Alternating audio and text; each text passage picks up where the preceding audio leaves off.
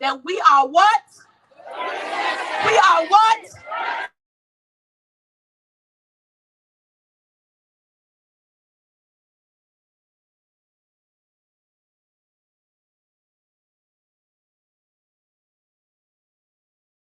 A little bit of housekeeping.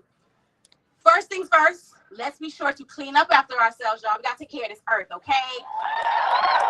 So if you have trash, take it with you. Find you a trash can and put it in, all right? Second, there will be anti-abortion folks out here today. And you all know that saying. Exactly.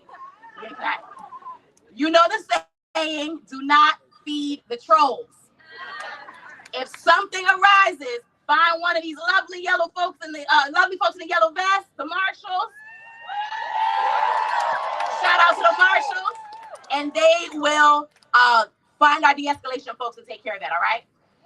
Finally, we at Women's March are always so very glad to see all of your faces at the marches, on the organizing calls, at the trainings, and we want to get to know a little bit more about you.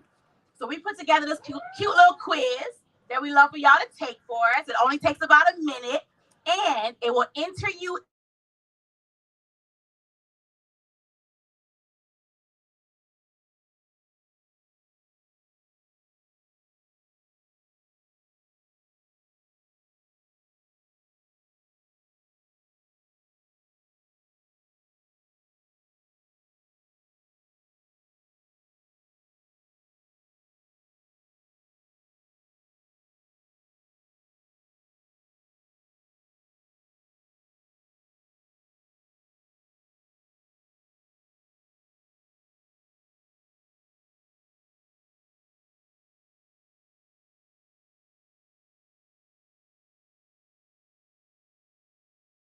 who graduated from Hayfield Secondary School located in Alexandria, Virginia. She is currently a student majoring in international relations at Northern Virginia Community College. Shada, a former Earth Guardian, is an activist in the areas of social and environmental justice. Chief Blue Star Eagle once said, the seventh generation is coming. They are going to save the world, the human heartbeat, and our spirituality. Her journey as a seventh generation women's activist began at the Women's March in 2020. On this sacred land, surrounded with love by the women warriors in the spirit of her maternal grandmother, Nellie Cecilia Proctor Butler. Today, Shada returns to the Women's March to continue her journey with the support and love of all of you present today. That's right. Hope Kadai is a Piscataway Kanoi citizen, and she belongs to the Deer Clan. As an educator and social and racial justice activist, she grew up learning the traditional values of Piscataway people and has learned to incorporate the values and culture of indigenous nations across the world. Hope's main mission is to preserve the past traditions of all indigenous peoples and expand the view of how they are perceived in the world today. Hope serves on the board of directors for Maryland Indian Tourism Association, is a former president of the American Indian Society of Washington, D.C., treasurer for the nonprofit Indigenous Vision and board of advisors for the Cedarville Band of Piscataway Indians. With all of that, on top of all of that, Hope is also a junior at a local Washington, D.C. university. And right? Give it up for Hope. And she is honored to be back this year at the Women's March. Y'all welcome Hope and Shada.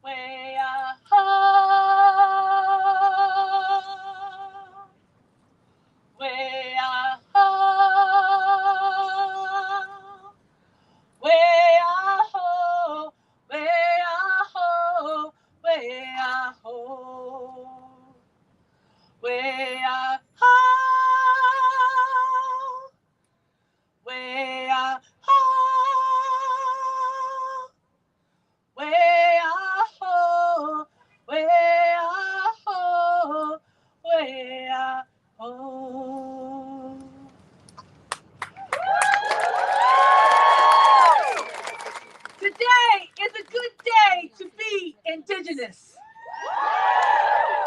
Today is a good day to be a mother, to be a grandmother, to be a daughter,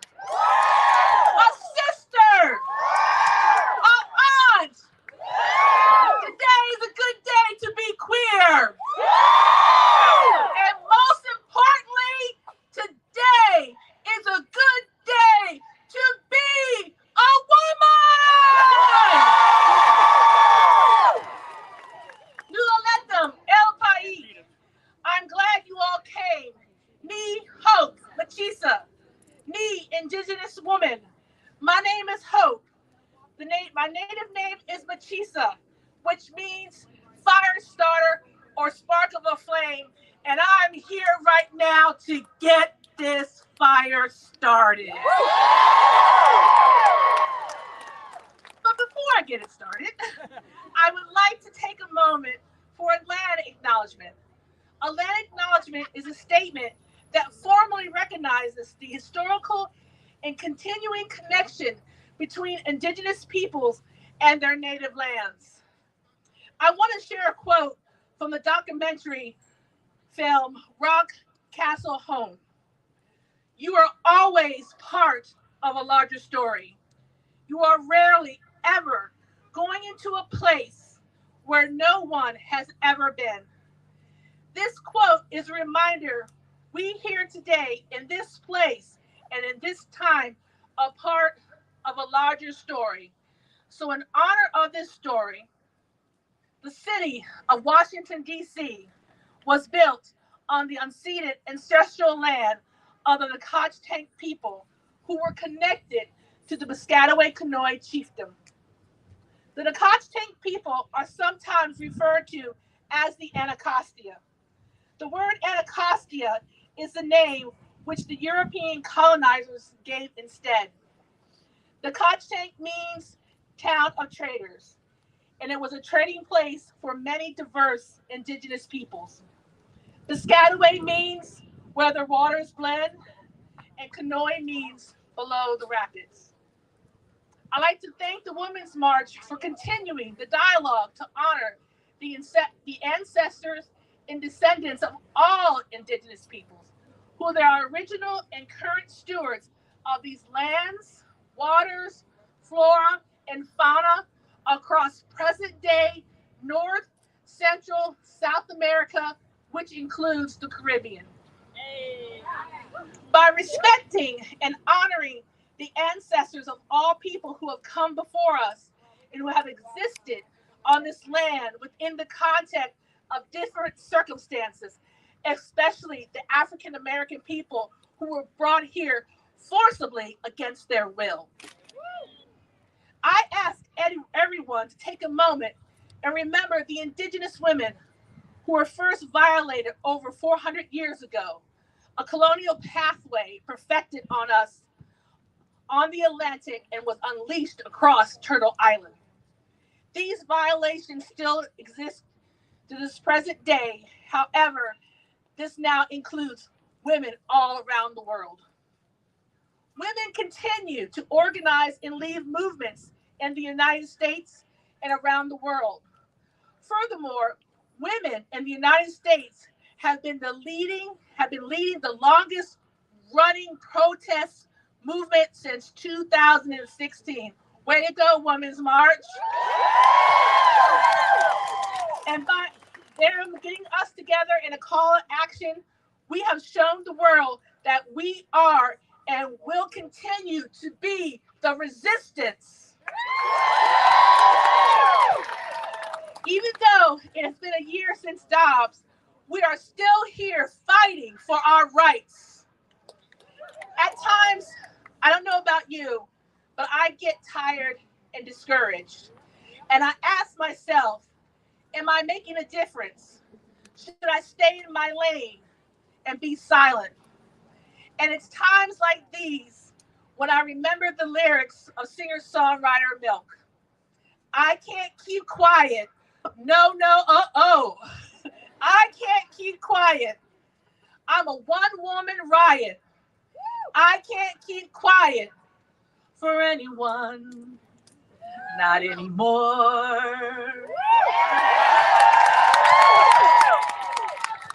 I am going to let it out and let my voice be heard. I say to all of you, we will not be silent, and we will not go quietly in the night or quietly in the history books. We will, though, go high when politicians and naysayers go low. Because we know as we rise together unafraid, we can move mountains. Here are some of the mountains we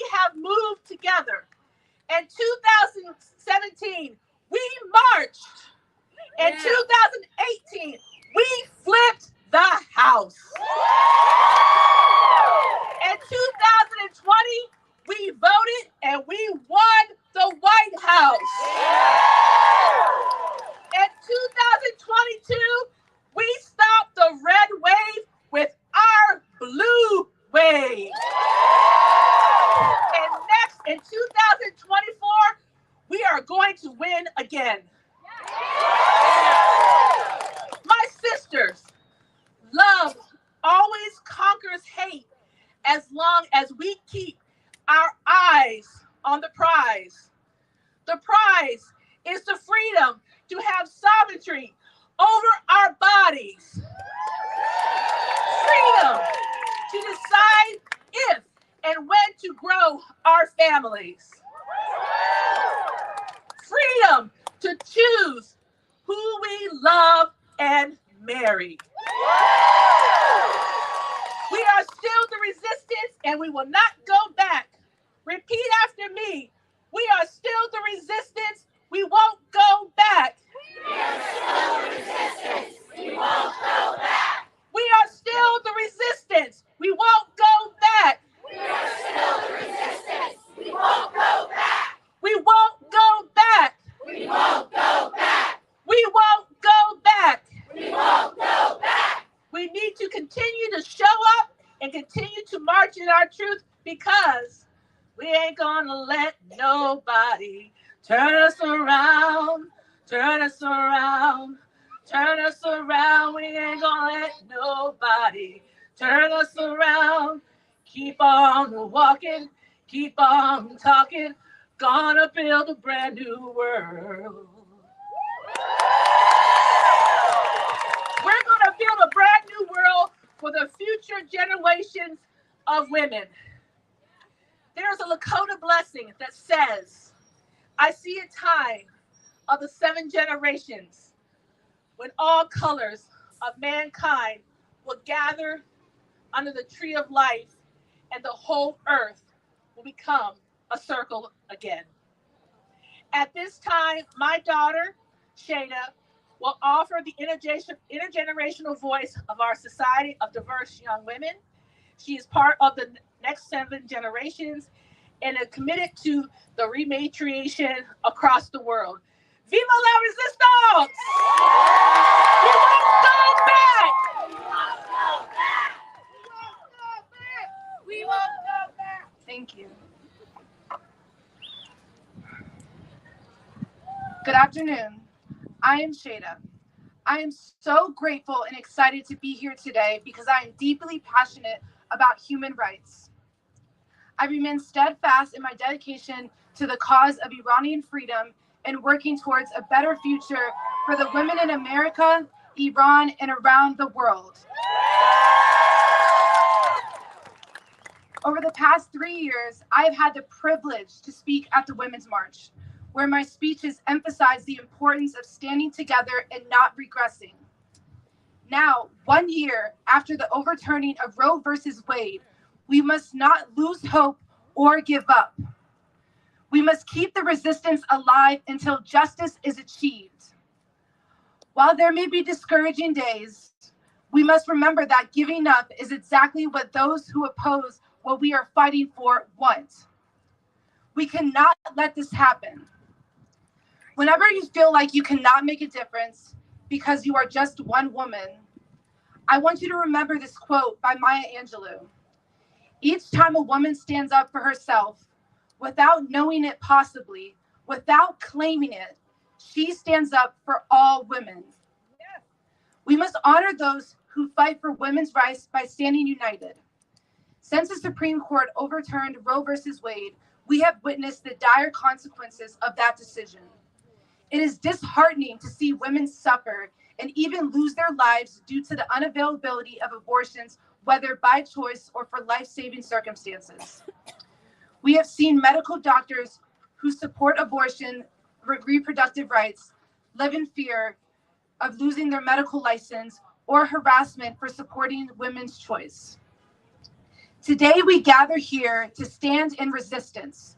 We must maintain hope and continue fighting for the right to control our own bodies. This fight extends beyond the United States. For instance, women in Iran are still struggling for their freedom by challenging their regime. Even though the regime has tried to silence their voices, poison children in school for standing up together, they stand united and go out into the streets without wearing their hijabs. They ride bikes, dance, sing in the street to show the government it doesn't matter how hard they try, they will not stop until they are free. Every day they wake up and demonstrate incredible courage. Women in America and in Iran are not alone in this fight because women all around the world, worldwide, are engaged in this fight for justice. From the words of Audre Lorde, I am not free while any women are unfree, even when her shackles are very different from my own. Together we will continue to stand in resistance until justice is won. This is the moment we come together to stand up as one. I want to lead you guys all in a chant that is being said in Iran and being said all around the world. The chant is women, life, freedom. Now say it with me. Women, life, freedom. Women, life, freedom. Women, life, freedom. Thank you.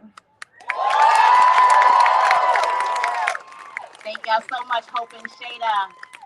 All right, now listen. Folks who are back here, I want to invite y'all. It's an invitation, not a demand, but an invitation to come around here to the front. If you so choose, we would love to have you in the front. Because not only because we up here, we look kind of cute today, and we would love y'all to be able to see. We'd also like to see y'all. So we invite y'all around to the front, all right? All right, everybody, y'all ready for the next speaker? Can I get some more energy over here? Y'all ready for the next speaker? Okay. Next up, we have Minnie Timaraju from NARAL. Minnie is a seasoned campaigner, a skilled coalition builder, a high-impact organizer, and a talented organizational leader with over 20 years of experience leading federal, state, and local campaigns, as well as advocacy efforts around reproductive rights, gender justice, and racial justice. She also has extensive experience working in and with diverse communities and constituencies, both in her role with the Biden-Harris administration and as the National Director of the National Council of Asian Pacific Americans. She has a longstanding commitment to fight for access to the full range of reproductive health care, including abortion care. That's right. She joins us today on behalf of NARAL Pro-Choice America. Y'all, show love to Minnie Timaraju.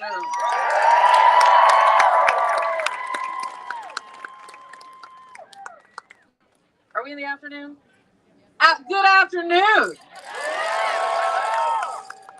All right, my name is Minnie Timaraju, she, her pronouns. I'm the president of NARAL Pro-Choice America, and I'm here representing our 4 million members who stand in solidarity and proudly with the Women's March. So thank you, Women's March, for everything.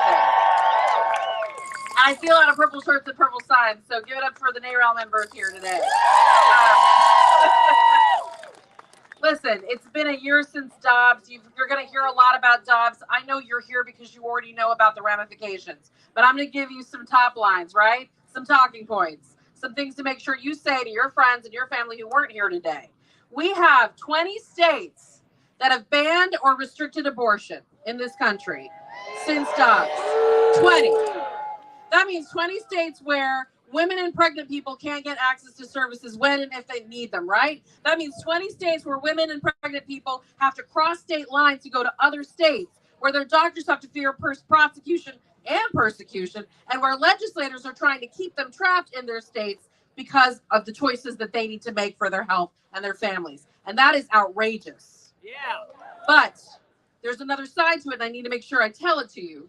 There are 22 states plus this place where we are right now, the District of Columbia, that have protected abortion access. This is important. This shows us that when you elect reproductive freedom champions up and down the ticket, what do? They protect our freedoms, they protect our rights. So we have a clear job ahead of us, right? It's electing reproductive freedom champions. So listen, we got to fight back against a national abortion ban. The Republicans are across the way right now lobbying for a national abortion ban with their hero, Mike Pence. And when they can't win the popular vote, I'm going to talk about that in a minute, they try to rig the game. They stack the court. They forum shop. Look at this case in Texas about Miffy Pristone. And I see some good court signs here. I really love all of them. I want to show you our new signs from NARAL: our bodies, our lives, our decisions, our courts. Because of the deep corruption with the court, we have recently taken on a position around court reform, and that includes court expansion. Because if we don't do something about these extremists who've taken over the court, we're not getting our freedoms back, even when we exercise our vote at the ballot box, right? So we've got to do all the solutions, all the strategies, and we want you to know we're in this fight for you to take back the court. Some other positive news in a very bleak time. Poll after poll after poll, not just by our groups, but by independent organizations, right? Like Gallup, USA Today, NBC, ABC, show the majority of Americans are with us. And by with us, yes. And by with us, I mean they don't want a national abortion ban. They want Congress to codify abortion access. I see your sign, gentlemen. Codify that S. That shit. I see it. It's a great point. And we can do that when we elect pro-choice majorities in Congress, right? And we're going to do it. But the other point about these polls that I really want you to leave with today, it's not just the majority of women and Democrats. It's the majority of Republicans and independents for the first time in decades. They have gone too far. They are out of step with their own base. And they are so entrenched with extremists in their party, they can't find their way out. But we know the way out, right? We're going to kick them out. And how are we going to do it? By flexing our muscle as the majority. So I'm going to end with a chant. As you've heard me say before, some of you, we are the majority. And it feels really good just to feel that, right? On a day like today. Just remember, we are the majority. So I'm going to say we are, and you're going to say the majority. We're going to do it a couple of times to get revved up. Ready? All right. We are the majority. We are the majority. We are the majority. We are the majority. We are the majority. It's time to take our court back. It's time to take our government back. Thank you so much.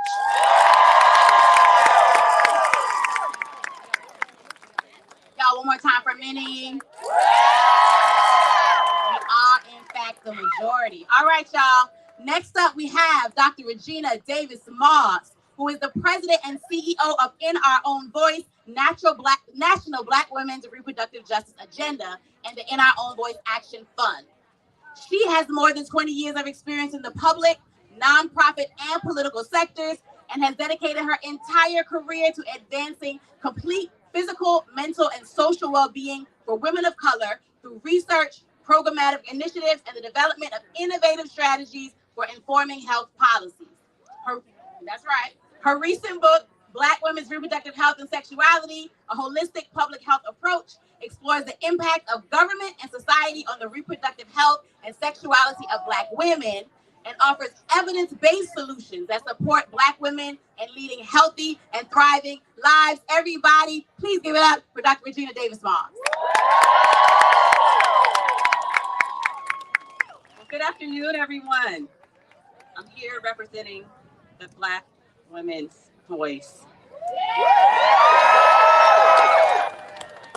As we mark 1 year since the Dobbs decision, we find ourselves in the midst of a historic journey to restore abortion access, a journey towards a broader vision for reproductive justice.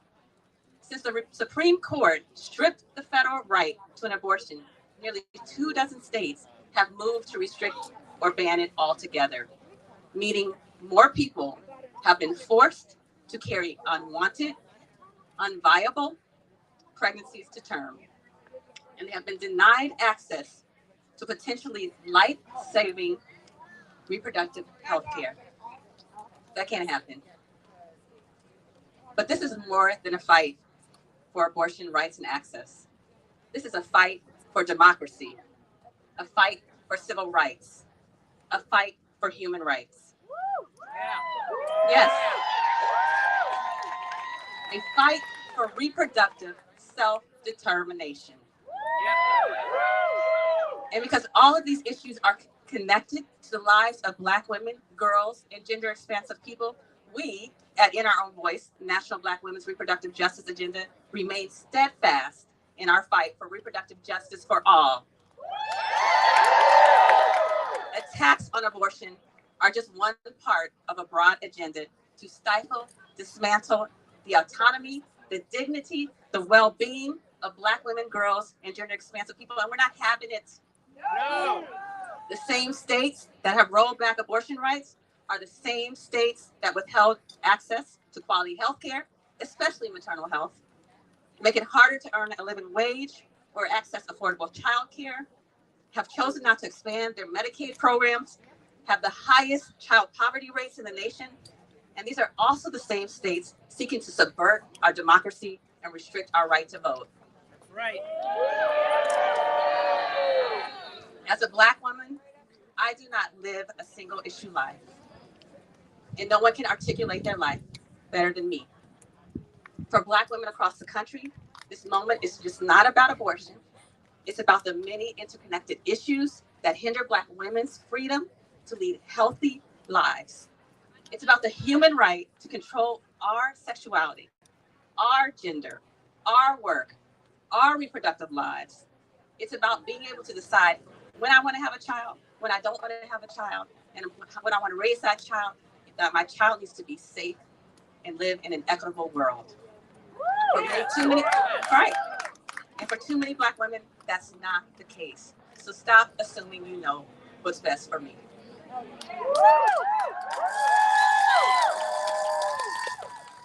So that's why we need a reproductive justice lens and a bold vision for change.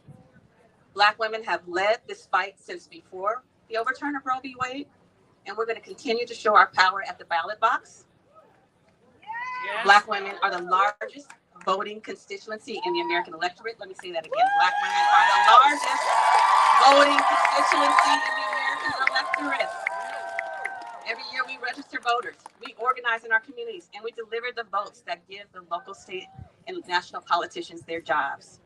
And we're going to hold them accountable. Yes. With our Black reproductive justice agenda, which is, if implemented, is going to change millions of lives. And through our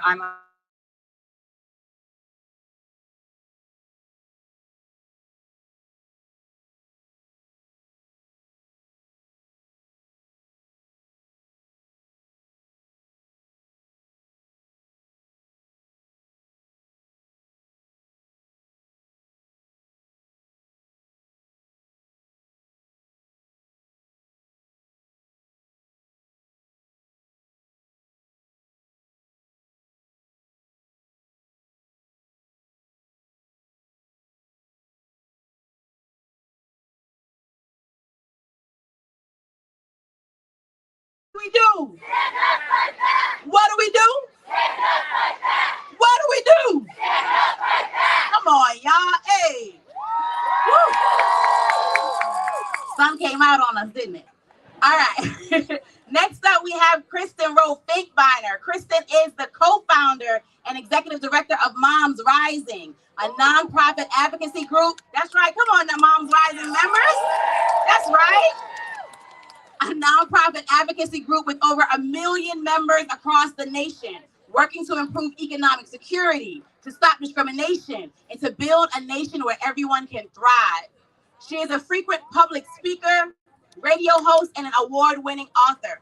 She has advised lawmakers at the highest levels and been published and featured in hundreds of news outlets, including Politico, USA Today, Time, The Guardian, CNN, MSNBC, Newsweek, New York Times, Washington Post. Come on, Kristen. Y'all give it up for Kristen.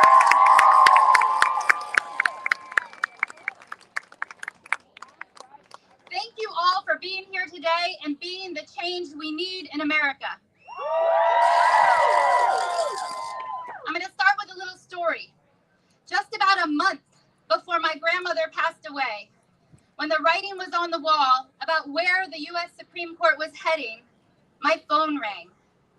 I picked it up to hear her voice, her then 105-year-old, still strong voice coming through the line with a clarity of purpose and a message for me that I share with you all. Here's what she said. She said, if you ever feel tired of fighting for reproductive rights, know you are not alone. Know that generations stand behind you and stand ahead of you. Know that you should never, ever, ever give up. That message goes for each of us here today. Generations stand behind us and also ahead of each of us in this fight for every single one of our rights. And polls, as you've heard today, polls show the majority of people in the United States of America stand with us right now, too. This is our time. This is our moment to raise our voices, to tell every single elected leader, and we know they can hear us because they're right over there. What do we want? Choice. When do we need it? Now. What do we want? Choice. When do we need it? Now. Every single person in the United States of America and on this planet should be able to choose if they're going to have children, and if so, when and how many children to have. Forced birth should never happen.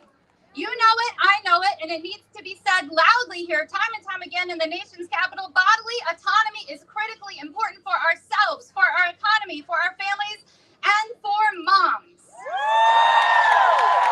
Particularly since 6 out of 10 people who have and need abortions are actually already moms. Speaking of which, the fact that so many of us are both moms by choice and moms for choice is too often overlooked.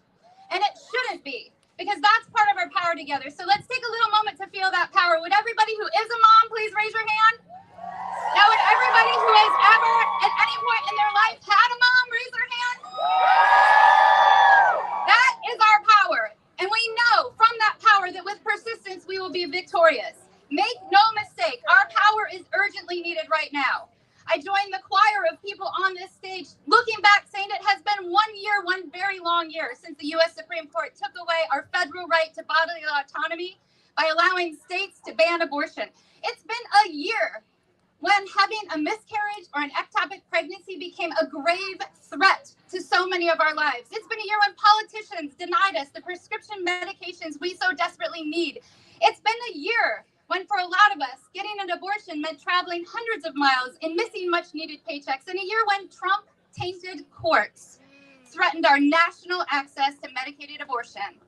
It's been a year when our maternal health crisis that especially is harming Black, Brown, and Indigenous women and moms got worse. A year when SNAP, the food and nutrition supports that moms rely on to feed our kids, were cut by Republican leaders. It's been a year, another year, when America's moms and families without the care infrastructure like paid family medical leave, child care, and home care that most every other nation already has and takes for granted because, and this is important, because the very same Republican leaders who are blocking our ability to decide what to do with our bodies are blocking our ability to build a care infrastructure that would allow every child to thrive. Yeah. This is the height of reprehensible hypocrisy. We will not stand for it. And we need to raise this. It's also been a year when the radical right turned our schools into battlegrounds, our children into political footballs, and focused on dividing our nation to grab our votes instead of lifting our country so everyone can thrive. But it doesn't have to be this way. It doesn't have to be this way because we are here and we are rising. Because you know what else it's been? It's been a year when we organized, when we mobilized, when we registered to vote, when we stood up and fought for change. A year when we won together every single abortion-related ballot measure put to voters. Every single one. And we know that we've only just begun. Moms, parents, and people here today and across the nation are demanding an America where abortion bans are where they belong, on the trash heap of history. An America where everyone can access the reproductive health care they need, regardless of where they live, their income, their source of their health care coverage. An America where no doctor has to fear fines or prison for providing the health care that everyone needs. Where the Women's Health Protection Act and the EACH Act our law of the land, where our country invests in maternal health, makes quality, affordable childcare available to all, and ensures all working people have paid family medical leave. We can do this. Yeah. Who here is ready to keep rising, to engage other people, to keep pushing for this change that we all so desperately need? Let's hear your hands. Let's hear you say it. Now let's tell the U.S. Capitol one more time. What do we want? When do we want it? Now. What do we want? When do we want it? Now. Thank you.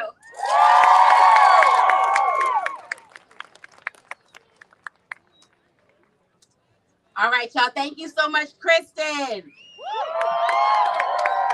Next up, we have Itayu Torres Martinez, who was born in Oaxaca, Mexico, and raised in Los Angeles. Come on, okay, represent. Hey, and raised in Los Angeles, California. Itayu holds a bachelor's in political science with a double minor in Spanish and global studies from Hood College in Frederick, Maryland. Previously, Itayu worked in an immigration nonprofit organization in Los Angeles. She also worked closely with the youth in Washington, D.C.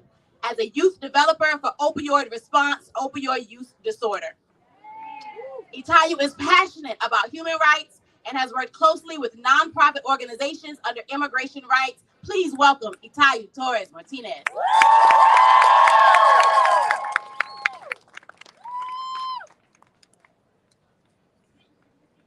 Buenas tardes. Good afternoon. I am Itayu Torres Martinez. I was born in the valley of Tuxtepec, Oaxaca, Mexico. Raised in Los Angeles, California, and now residing in the nation's capital, D.C. I am a proud DACA recipient who has called the U.S. her home for more than 20 years. I am an immigrant and reproductive rights advocate.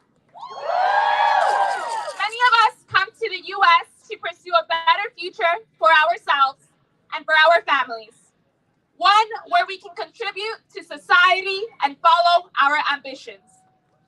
Yet, as women, we find ourselves at the intersection of multiple struggles, fighting for our immigration status, battling against discrimination, accessing healthcare, and now defending our reproductive rights.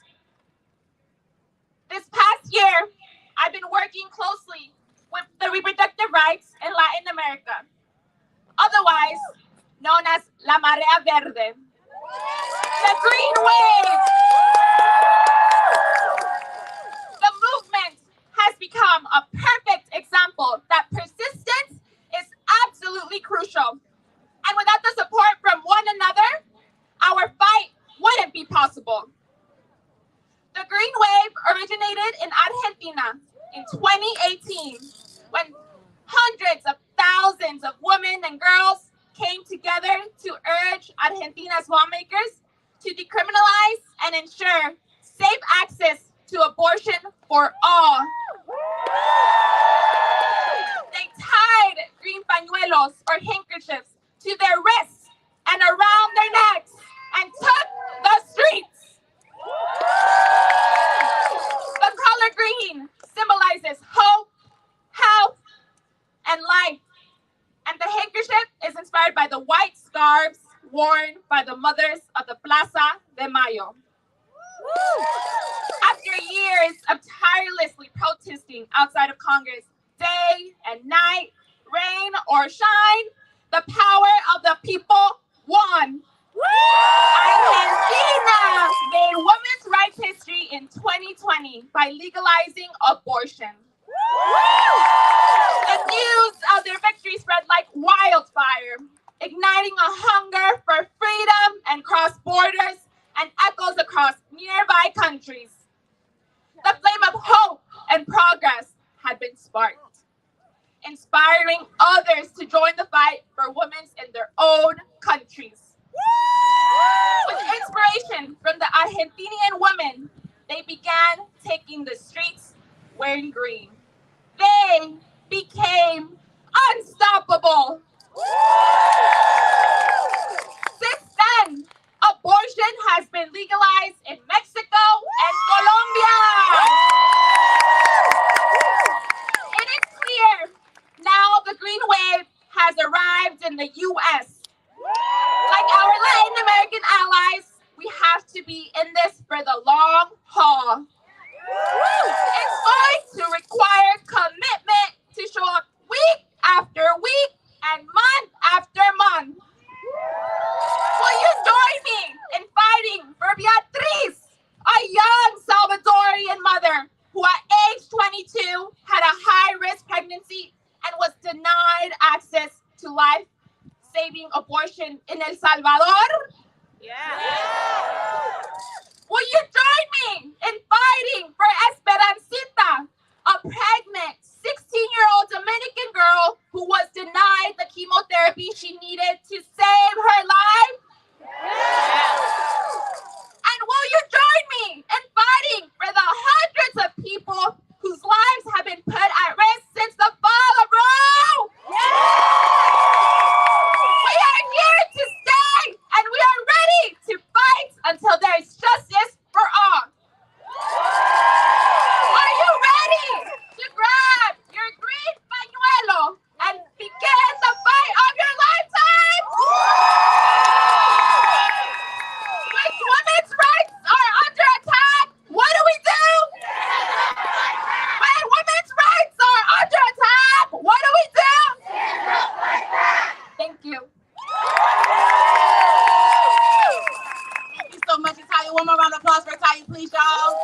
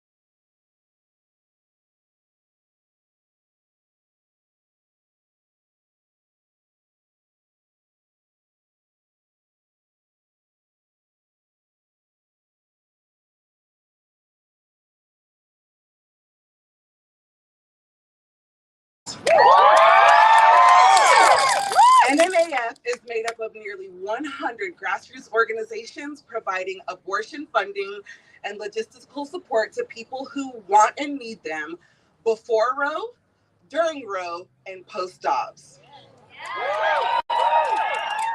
Abortion funds believe that everyone should be able to exercise their basic rights and have the freedom to control our own bodies, lives, and futures. Abortion funds have led with compassion and put people and their families' health, safety, and needs first by supporting them in their decisions about what's best for them, even as they navigate multiple injustices and barriers. Abortion funds have been here for decades, and we are not going anywhere. 1 year after Dobbs, abortion funds keep going, even as they're fielding more calls and helping more people than ever before. They collaborate with one another, sometimes working with funds in different states as people have to travel for healthcare because the Supreme Court has failed us. Our states have failed us. They ensure people get to their appointments in other states, have a place to stay, are able to pay for their procedures, and their families are taken care of, even as costs of travel expenses are skyrocketing. Abortion funds unapologetically support you whether you choose to be a parent or not, and we will support you no matter what. We will be your support system along the way, and we will not stop.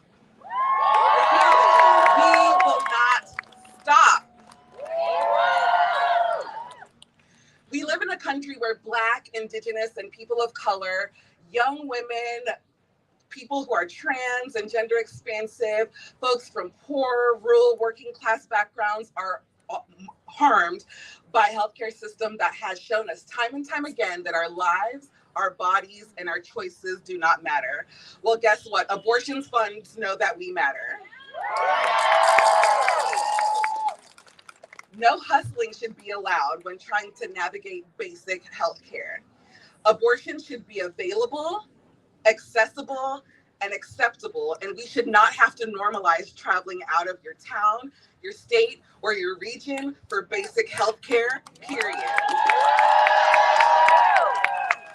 And guess what, y'all? We need y'all now more than ever. And the only way that I can say, let's get together with abortion funds is with 4 words that I want y'all to say with me. Fund abortion, build power. Say it with me. Fund abortion. Build power. Fund abortion. Build power. Fund abortion. Build power. So y'all want to know how to make sure to keep abortions available? You can visit keepourclinics.org and make a contribution to independent abortion clinics providing a majority of abortions in this country. If you want to make sure that abortion is accessible, donate to your local abortion fund. Volunteer. Become a sustaining donor. Lend your skills and your expertise. And you want to change the current political climate? Urge your member of Congress to support the Abortion Justice Act, which bolsters the work of abortion funds and protects them from criminalization and ensures people can truly access the care that they need.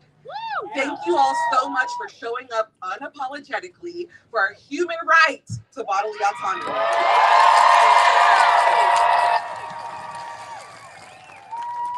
One more time for hurry up for y'all. I'm gonna keep us moving. Next up, we have Dr. Laura Myers, who is currently the co-CEO of Planned Parenthood Advocates of the District, Maryland, and Virginia. I got that right. All right.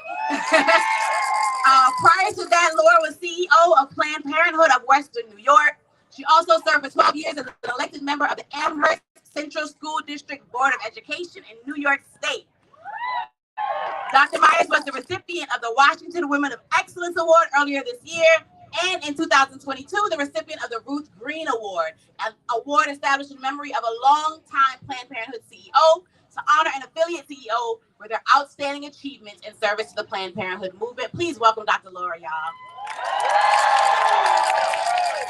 Thanks, Tamika.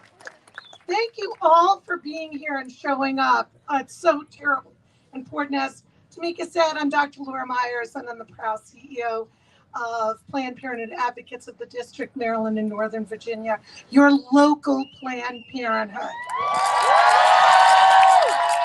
Okay, so we know what the Supreme Court did, right? And it left patients across the country confused, fearful, and desperate. It precipitated a public health crisis and a tsunami of hurt. PPMW now is seeing patients across the country coming from places like Florida, Texas, Georgia, West Virginia, Ohio, Tennessee. It is a travesty.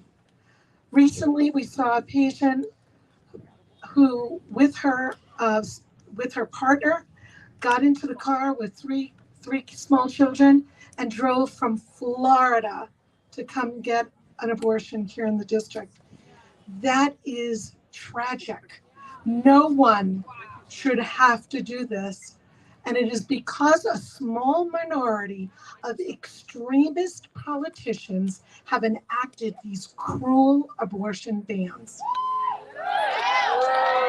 Look, the anti-abortion politicians celebrated when Roe v. Wade was overturned, but they're responsible for this tragedy. Yep. And let's be clear-eyed about what they are after. They will not stop at overturning Roe. So don't be fooled by the opposition's talk about their desire to reach a reasonable, common sense compromise. There is no such thing. There is no compromise with human rights. And frankly, that ship sailed long ago when they stacked the court and they overturned Roe. And they're only interested in a total ban on abortion everywhere. And then they're coming for birth control, gender-affirming care, and sex education. So make no mistake, this is all about controlling our bodies and our lives. But as my friend Minnie said earlier, we need to remember that we are the majority. Let's say it again. We're the majority. They're just a loud, tiny majority in this country now.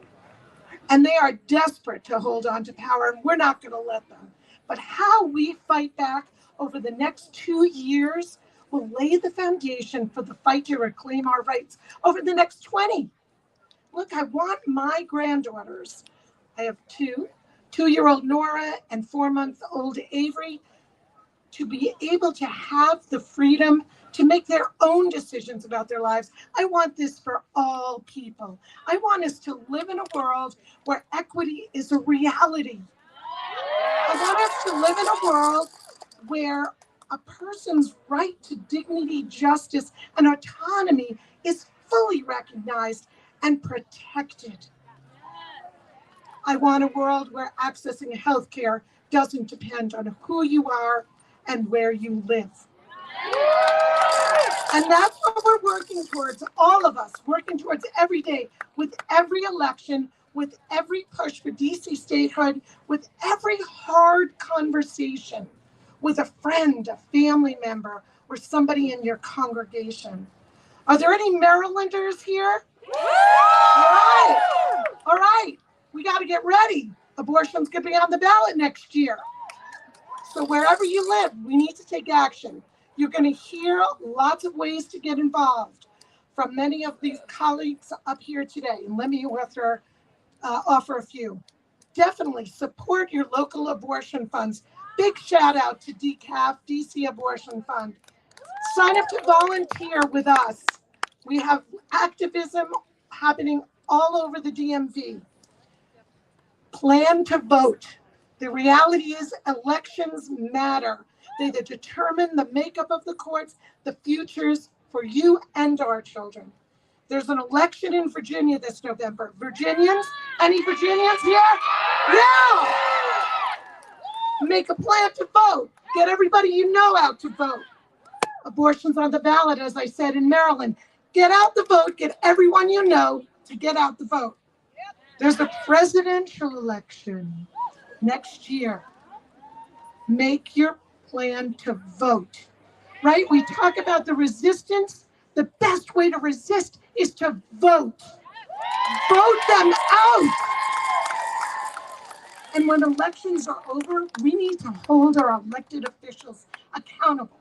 Do not let them forget. They represent us. And we demand reproductive freedom now, no matter what.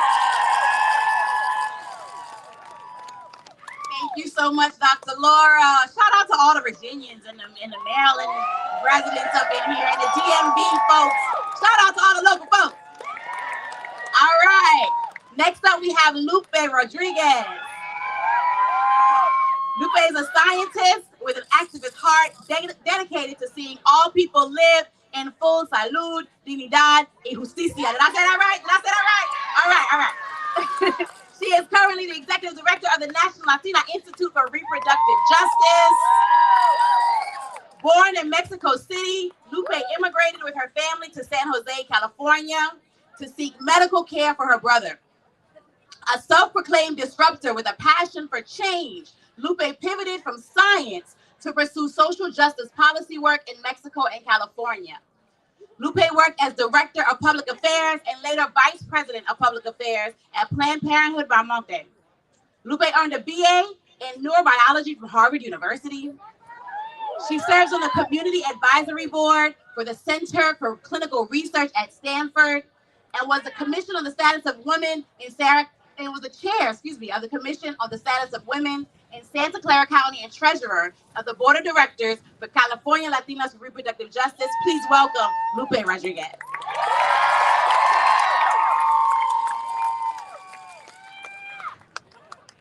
Good afternoon. Thank you so much for being here today.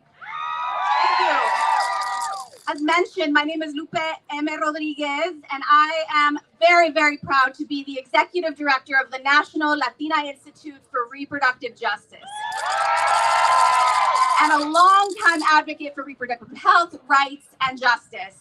At Latina Institute, we are committed to building power in Latinx communities across the country so that truly everyone has access to the sexual and reproductive health care we deserve, including abortion care. And, just as we feared when the Supreme Court decided to overturn Roe versus Wade 1 year ago today, that has had a disproportionate impact on Latinx, immigrants, and all communities of color and queer folks. Of course, our communities had a hard time accessing abortion care even before the Dobbs decision. When I worked at an abortion fund in California 16 years ago, I saw firsthand even then how not having $20 for gas could keep someone from getting the abortion they needed. And of course, that's only gotten worse. Make no mistake, abortion bans affect us all. But for many in the Latinx community specifically, in addition to contending with unnecessary abortion bans, people without documentation or from mixed immigration status families are being scared away from attending medical appointments because of an increase in Customs and Border Patrol agents at clinics and hospitals. And because of internal immigration checkpoints in southern states, these same folks traveling to another state for abortion means risking deportation, separation, detention, separation from our families, something we will never, ever, ever abide by. With so many legal challenges to abortion access as well, we also know that many, many people are confused about what the laws are in their own states, where they can go for health care, and what to do in this moment. And of course, this has contributed to a climate of fear and disinformation that makes it much more difficult than before to get our care. But you know what? In the past year, we have seen countless attacks on our freedom, and we are all standing up and fighting back, and that gives us hope. Let's be clear. The same people, the same anti-abortion folks who are coming after this care are also attacking the rights of immigrants and trans and queer folks all around this country. And we will never stand for that. Immigrant justice and reproductive justice and trans rights are human rights. And we're in this fight together. We seek reproductive justice for all of our communities. Nobody should be denied care because of their income, age, race, gender, disability, immigration status, or whatever state they call home. Nobody. And we will not let that stand. I'm so thrilled to see all of you here today, and I know that people around the country are fired up and fighting back, and we will not stand for this. At Latina Institute, we will be here to create a country with true reproductive freedom for all. Finalmente, quiero usar un poco del tiempo y acabar este mensaje en español. De parte de todas las poderosas que están aquí y de las que tenemos en todas partes del país. Queremos que sea claro que nuestro mensaje no tendrá barreras, incluyendo barreras de lenguaje. Declaramos en nuestras voces, en nuestro español, en nuestro idioma, que merecemos salud, dignidad y justicia y que nunca pararemos de luchar hasta que la logremos. Aquí respiramos lucha. Gracias.